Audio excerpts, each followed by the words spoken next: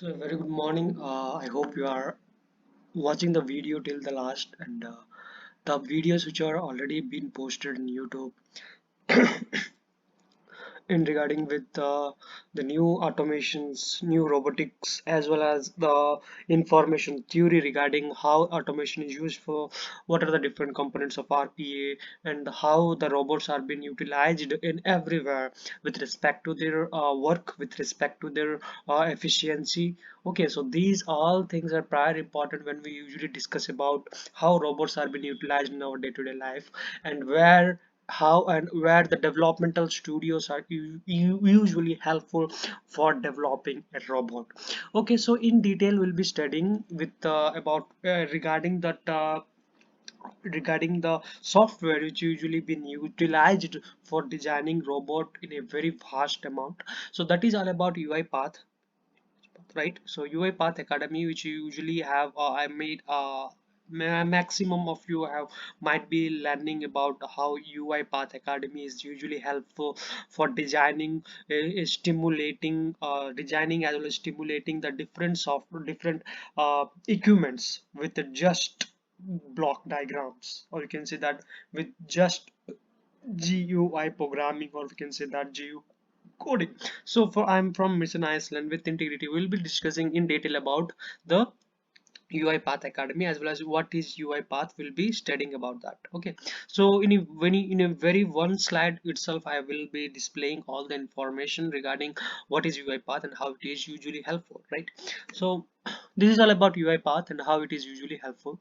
So it is all about how usually UiPath has been discovered, where it has been founded. It is usually been founded by Daniel Dins, who is the CEO, or you can say that it has official London bureaucrats in Tokyo, Paris, Singapore, India, Bangalore, we can say that. So this is all about how the company has so remarkable growth in the last year, both in terms of revenue as well as workforce, because the efficiency of robots have been increasing day by day, and the demand of also increasing, right? So whenever we all know that demand and supply curve, which we already studied in economics, right? So demand increases means supply also increases, right? So in regards with that, the revenue also increases. So that's the reason why the developmental of our UiPath has been vastly increasing the we can say that vastly increasing the involvement of technology, right? So that's the reason why I usually want to display regarding the UiPath Academy, or we can say that UiPath software. So this is the thing which you should have to keep a note, that how usually you utilize the things, how usually you manipulate the things when it comes to technology. So this is all about the UiPath, and we'll be learning in detail regarding the studio, or we can say that about the robots, about the orchestras where we are been stimulating the robots through GUI programming. So first thing is all about how usually the UiPath Studio is, how it usually looks. So UiPath Studio helps user with no coding, right? Which I have already said, no coding skills to design a robot process visual interface. It is flow chart based. Okay, it is a flow chart based. Let me make my pen, take my pen to explain you regarding this. It is just a flow chart, right? I will be explaining. It is just a flow chart.